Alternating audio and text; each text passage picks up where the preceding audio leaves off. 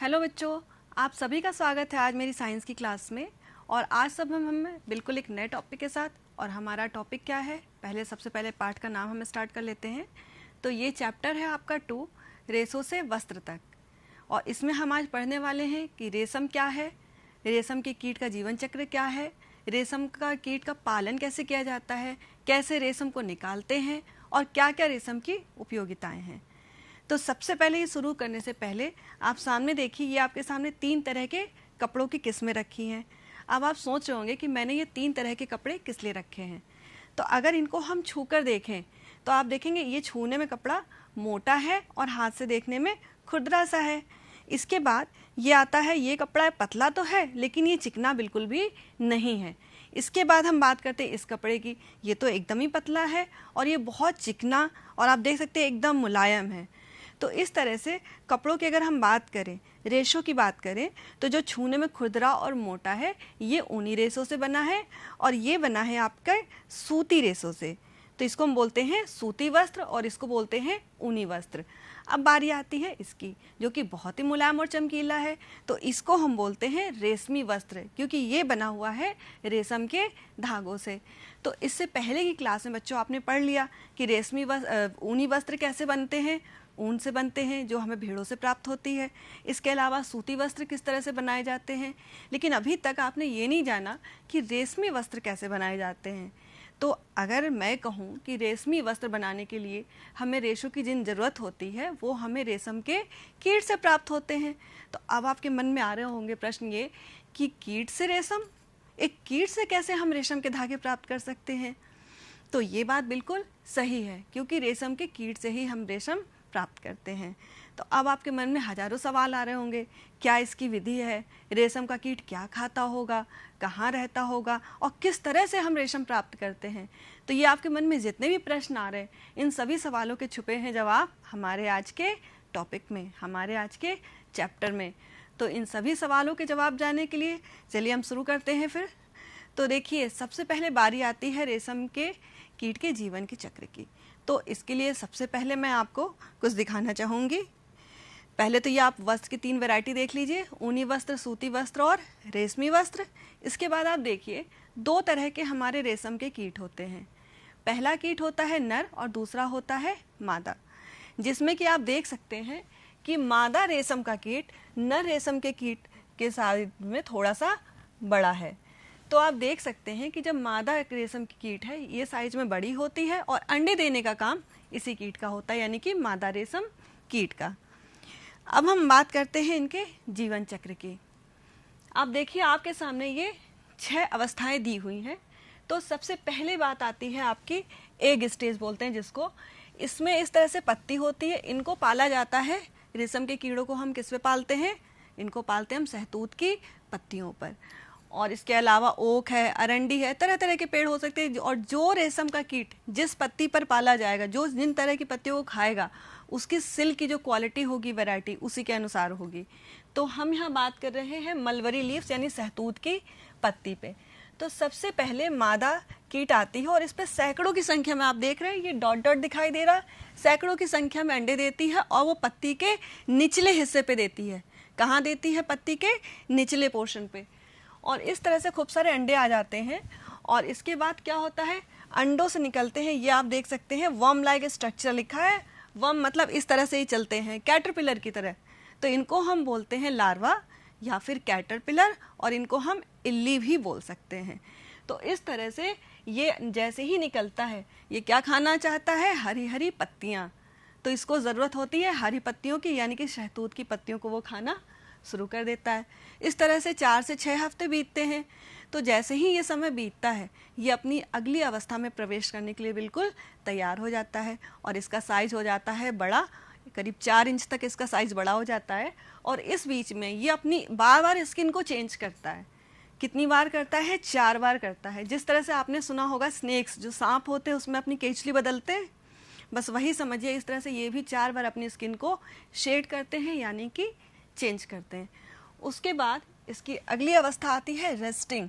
Rest में जिस तरह से हम दिन भर काम करते हैं और रात को सोते हैं, हमारी वो रेस्टिंग पोजीशन होती है। उसी तरह से रेशम के कीट भी जब अच्छे खासे बड़े हो जाते हैं 4 से 6 हफ्तों के बाद, तो ये पहुंचते हैं अपनी रेस्टिंग फेज में। रेस्टिंग फेज में पहुंचने से पहले देखिए इस तरह से इसके मुंह से ये पतले आपको दिख रही है, ये प्रोटीन युक्त ये लसदार एक पदार्थ होता है, ये इस तरह से इसके ऊपर लिपटता चला जाता है और ये गति करते हैं 8 के आकार में। ये इस तरह से 8 होता है, ये देखिए ये 8 के आकार में ऐसे घूमता रहता है आपका ये कैटरपिलर, और घूमते घूमते ये जो पदार्थ सिक्रीट हो रहा है ये अपने ऊपर लपेटता चला जाता है। तो फिर लपेटते लपेटते क्या होता है, इसको ये 4 दिन लगता है इस प्रोसेस में, और ये पूरी तरह से इस तरह से ये कवर हो जाता है। और इस तरह से लार्वा किस में पहुंच जाता है, यहाँ पर ये था देखिए लार्वा, और इसके अंदर ये चेंज हो गया प्यूपा में।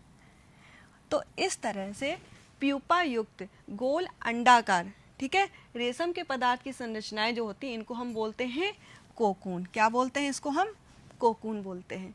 अब कोकून के अंदर इसमें कोई भी मोशन नहीं होता है, ये पूरी तरह से स्टेबल यानी कि स्थिर रहता है, ना तो कुछ खाता है ना कुछ हिलता है, ये बिल्कुल शांति से पड़ा रहता है। और धीरे धीरे इसके शरीर में बहुत सारे सेवरल चेंजेस होते हैं, और आप ये देख सकते हैं इसके अंदर का स्ट्रक्चर दिखाया गया है। ये प्यूपा में बहुत सारे धीरे धीरे चेंजेस होते हैं, जैसे हमारी बॉडी में ऑर्गन्स होते हैं वैसे इसके मौत की भी बॉडी में नए नए ऑर्गन्स डेवलप होना शुरू हो जाते हैं।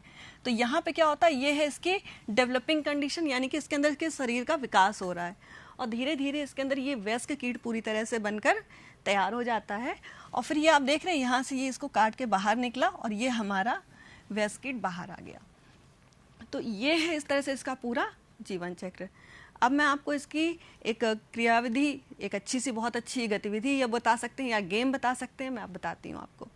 करना क्या है आपको, जैसे मैंने दिखाया ये 6 अवस्थाएं, तो इस तरह से देखिए इसको हम सिर्फ 4 पार्ट में अगर बांटे तो पहले ये है एग, उसके बाद आता है लार्वा। तो ये देखिए ये क्या है आपका एग, और इसके बाद आता है लार्वा, और इसके बाद तीसरी पोजीशन हमारी आती है कोकून।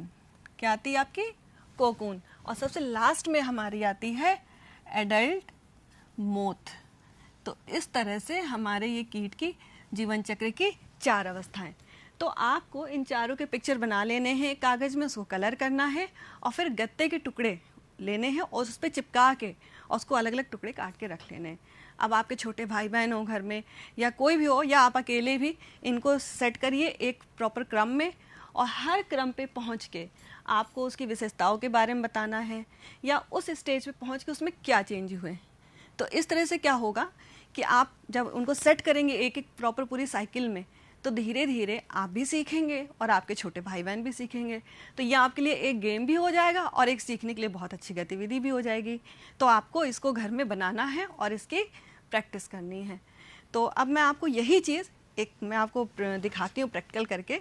तो चलिए मेरे साथ देखने के लिए बिल्कुल तैयार हो जाइए आप लोग, और आप लोग इसको एंजॉय भी करने वाले हैं क्योंकि आप अपनी आँखों से देखेंगे रेशम के कीट को अपने सामने बनते हुए।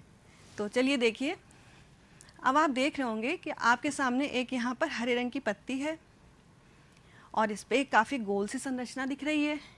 अब आप सोचेंगे इतना बड़ा सा क्या है, लेकिन मैंने आपको दिखाने के लिए इतनी बड़ी संरचना रखी है। इस पत्ती पर एक ये है, क्या है ये है रेशम के कीट का अंडा। अब इस रेशम के कीट के अंडे में से क्या निकलने वाला है, लार्वा। देखिए ये निकला हमारा लार्वा, देख सकते हैं आप। और जैसे ही लार्वा निकला, इसको तो लगी है भूख, तो क्या करेगा ये खाएगा हरी हरी पत्तियों को, क्योंकि इसको लगी है भूख और इसको खाना है खाना। तो जब वो हरी हरी पत्तियों को खाएगा और इस तरह से 4-6 हफ्तों को इस तरह से खाता रहेगा, फिर इसका साइज खूब गोल मोलू सा हो जाएगा, बड़ा हो जाएगा, तो पत्तियों को खाना छोड़ देगा। और फिर क्या होगा, ये चुपचाप शांति से अब अपने मुंह से निकालेगा। इस तरह से आप देख रहे हैं क्या निकल रहा है, ये एक चिपचिपा पदार्थ निकल रहा है जिसको हम बोलते हैं रेशम के रेशे। और देखिए इस तरह से निकल रहा है इसके मुंह से, ये देखिए ये अपने मुंह से सिक्रीट करता है। और ये पदार्थ जो होता है इसमें एक प्रोटीन पाया जाता है जिसको हम बोलते हैं फाइब्रोइन प्रोटीन। क्या बोलते हैं, फाइब्रोइन प्रोटीन, जिसका ये तंतु बना होता है। और इस तरह से इसको ये अपने शरीर पे लपेटना शुरू कर देता है, जिस तरह से आप देख रहे हैं मेरे सामने। और इसकी पदार्थ को ये यूज़ करता है कोकून के निर्माण के लिए। तो ये इसके सलाइवा में ही मिक्स होता है और इसके तंतु ये इतने ज़्यादा मजबूत होते हैं कि स्टील के तार के से अगर हम कंपेयर करें तो ये उससे भी ज़्यादा मजबूती होती है इनमें। लेकिन एक चीज़ बताती हूँ मैं कि अगर इनको हम गीला कर दें तो ये 20% तक अपनी मजबूती को खो देते हैं। तो अब आप देख सकते हैं ये एक कोकून जैसी संरचना हमारे सामने बनकर तैयार हो गई है। तो इस तरह से ये आप देख रहे हैं बच्चों, ये इस पोजीशन में रहता है और इसमें होते हैं बहुत सारे चेंजेस। जैसा मैंने आपको बताया था कि प्यूपा किस में बदल जाता है, एक यंग मोथ में, यानी कि एक पूर्ण रूप से विकसित एडल्ट मोथ रेशम के कीट में। अब देखिए इसमें से क्या निकलने वाला है, अब होने वाला है मैजिक, क्योंकि ये इसको वैसे तो नॉर्मली यहाँ से एक ये होल करता है, काट के बाहर निकलता है, लेकिन देखिए मैजिक के लिए तैयार हुई क्योंकि निकलने वाला है इसमें से एक यंग मोथ। और जैसा कि आप ये देख सकते हैं, ये इसके अंदर से निकला एक, क्या निकला ये देखिए, वयस्क कीट। लेकिन जब ये बाहर निकलता है तो इसका शरीर बहुत ही गीला, चिपचिपा, और इसके पंख देख रहे हैं सब चिपके हुए रहते हैं। फिर ये निकलता है, अपने पंखों को इस तरह से सुखाता है, जैसे आप देख रहे हो इसके पंख पूरे खुल के आने लगते हैं जो अभी तक सिकुड़े हुए थे, चिपके हुए थे। और ये देखिए ये सुंदर सा हमारे सामने क्या आ गया, रेशम का कीट, जिसे हम बोलते हैं सिल्क मोथ। तो इस तरह से बच्चों आपने समझा कि पूरी जीवन की, इसकी जीवन की प्रक्रिया क्या होती है, और ये नया कीट आएगा, अब ये फिर से अपने नए जीवन चक्र के लिए पूरी तरह से तैयार है। तो बच्चों होप यू आपने ये समझ लिया है अच्छी तरह से। तो इसके बाद अब हम बताते हैं आपको कुछ बातें कि देखिए ये जो रेशम का कीट है इसका जंतु वैज्ञानिक नाम क्या होता है। इसको हम बोलते हैं बॉम्बिक्स मोरी। क्या बोलते हैं इसको हम? बॉम्बिक्स मोरी, बॉम्बिक्स मोरी। इसको आप लर्न कर लीजिए, ये इसका जंतु वैज्ञानिक नाम है। ठीक है, अब देखिए रेशम का जो उत्पादन है इसकी शुरुआत कहाँ से हुई? तो इसकी शुरुआत हुई चीन देश से। सबसे इसका जो बड़ा उत्पादन करने वाला देश भी चीन है और इसकी शुरुआत करने वाला भी। और हमारा भारत पूरे विश्व का व्यावसायिक स्तर पे इसका उत्पादन कितना करता है? 13%।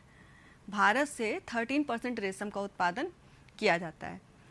इसके अलावा अब हम बात करते हैं कि इसकी मजबूती इसकी इतनी होती है कि जितनी कि स्टील के तार में भी नहीं होती। ये काफ़ी मजबूत होते हैं, सॉफ्ट होते हैं और बहुत चमकीले होते हैं और आरामदायक तंतु होते हैं।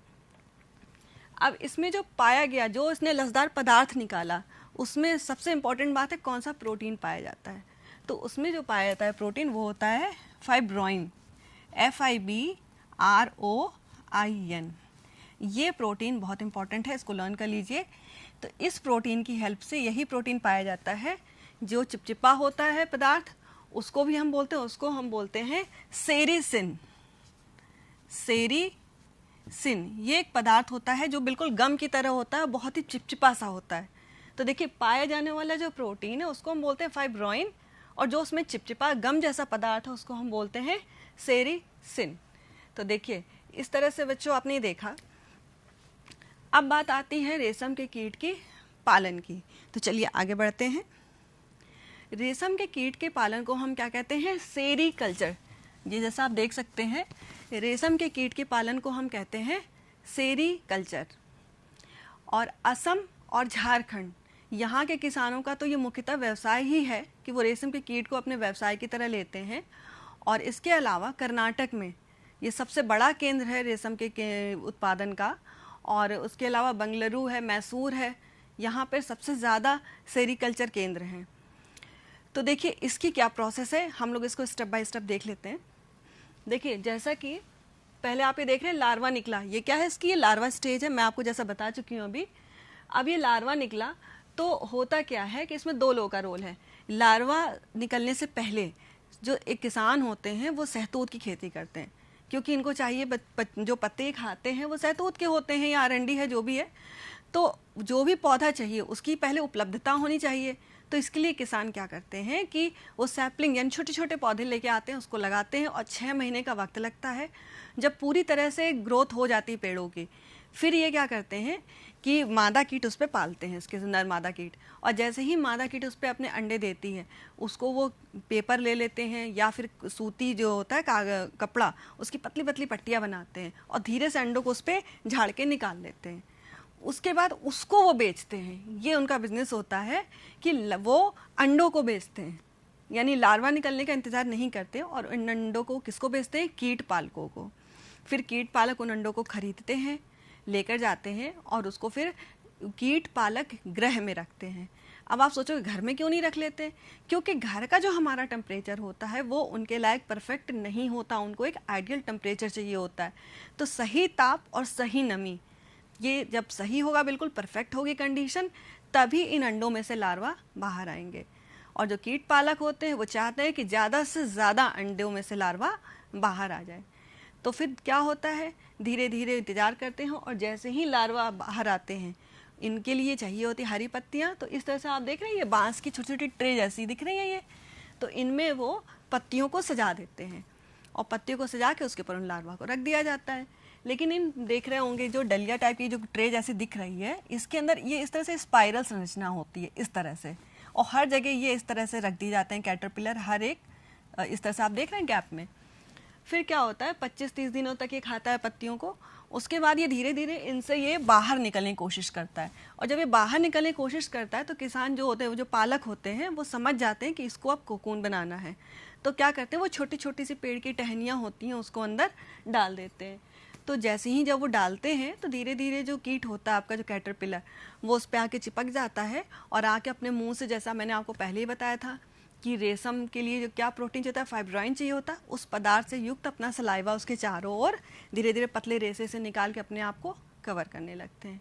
और धीरे धीरे क्या होता है, आप देख रहे हैं ये इस कंडीशन में इस तरह से ये होता है कोकून, और वो पूरी तरह से उसी डाली पे चिपके चिपके बहुत सारे छोटे छोटे कोकून बनकर तैयार हो जाते हैं। तो ये पूरी प्रोसेस थी आपकी रेशम के कीट के पालन की। तो इस तरह से हम इसको प्रोसेस को क्या बोलते हैं, पूरी प्रोसेस को सेरीकल्चर। अगर आपसे पूछा जाए रेशम के कीट के पालन को क्या कहेंगे, तो आप बोलेंगे सेरीकल्चर। अब हम आगे बढ़ते हैं और हमें समझना है कि इसके आगे की प्रोसेस क्या है। तो इसके लिए आप देखिए, कोकून से रेशम प्राप्त करना, इसकी बहुत बड़ी विधि होती है और इसके लिए पूरी फैक्ट्रियाँ भी होती हैं। और देखिए क्या क्या चीज़ें होती हैं, हमको स्टेप बाय स्टेप देखना है। देखिए रेशम के कीट जो होते हैं, उनका जो ये कोकून होता है, उसको इस तरह से इकट्ठा कर लेते हैं और उसको 95 to 97 डिग्री टेम्परेचर, ध्यान रखिएगा 95 से 97 डिग्री सेल्सियस टेम्परेचर होना चाहिए। इतने टेम्परेचर के उबलते हुए पानी में 10 से 15 मिनट के लिए डालकर छोड़ दिया जाता है। अब आप सोच रहे हैं गर्म पानी में डालने की क्या ज़रूरत है। इससे क्या होता है कि जैसा कि मैंने आपको शुरुआत में बताया था, बार बार ये शब्द यूज़ किया, लसलसा, यानी कि जो रेशम के तंतु होते हैं जो उसके मुंह से निकलते हैं, वो लसलसा पदार्थ होता है जो कि हवा में कांटेक्ट में आने पे धीरे धीरे सूख जाता है, और वही पदार्थ सूख के किसमें बदल जाता है, रेशम के तंतुओं में, रेशम के रेशों में। तो उसको गर्म पानी में जब हम डालते हैं तो वो जो चिपचिपा पदार्थ होता है, सेरिसिन जो मैंने आपको बताया था, वो इसमें धीरे धीरे मेल्ट हो जाता है, यानी कि घुल जाता है। तो इससे रेशम के धागे बिल्कुल एक एक अलग हो जाते हैं, क्योंकि चिपचिपापन बिल्कुल ख़त्म हो गया तो रेशम के तंतु बिल्कुल अलग अलग और लंबे और अच्छी क्वालिटी के निकलते हैं। इसके बाद इनको यहाँ से आप देख रहे होंगे कि ये कई सारे तंतु, ये दिख रहा होगा आपको, ये इनको मिला के ये एक धागा जा रहा है। तो क्या होता है कि इस तरह से कई सारे रेशम के जो होते हैं उनके कई सारे पतले पतले तंतुओं को मिला के एक धागा, तो कितने, 4 से 8 कोकून, ठीक है, 4 से 8 कोकून के रेशे जो निकलते हैं उनको मिलाकर बनता है रेशम का एक धागा।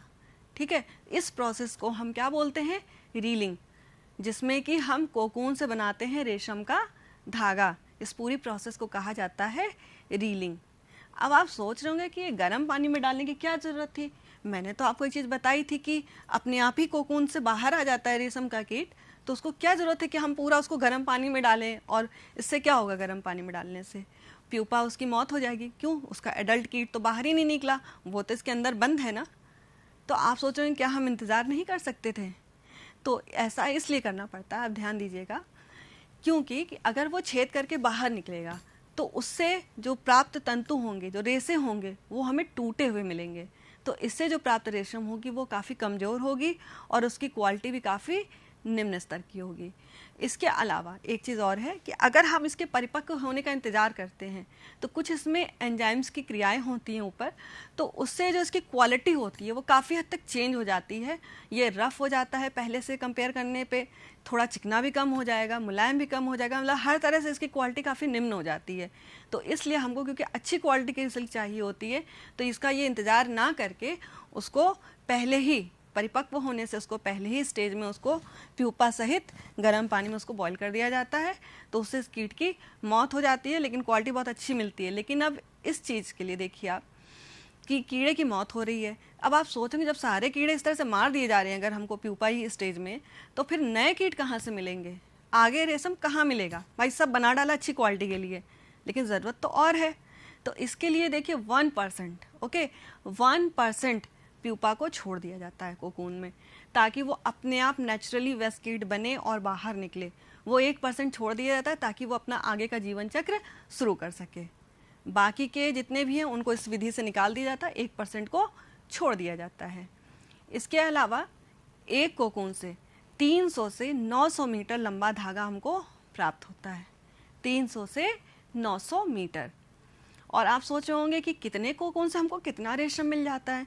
तो देखिए 1 किलोग्राम कोकून से हम 1 किलोग्राम रेशम प्राप्त करने के लिए हमको 5500, ओके, 1 केजी यानी 1 केजी अगर आपको रेशम चाहिए तो हमको कितने कोकून की ज़रूरत पड़ेगी? 5500, यानी इतने कोकून के रेशों को जब आप मिला देंगे तब हमको मिलेगी कितनी? 1 केजी रेशम। तो इस तरह से आप रेशियो समझ रहे हैं कि कितने ज़्यादा कोकूनों की हमको ज़रूरत पड़ रही है रेशम को प्राप्त करने के लिए। चलिए अब हम इसकी आगे की प्रोसेस कंटिन्यू करते हैं। देखिए जब यहाँ से ये रीलिंग की प्रोसेस हो गई, कई सारे जब तंतुओं को रेशों को मिला के एक धागा तैयार हुआ रीलिंग, तो उसके बाद इनको आती है फिर धोने की बाद कलर करने के लिए डाइंग। देखिए प्रोसेस ये दिखा रहे हो, और इनको उसके बाद हम वॉश करते हैं।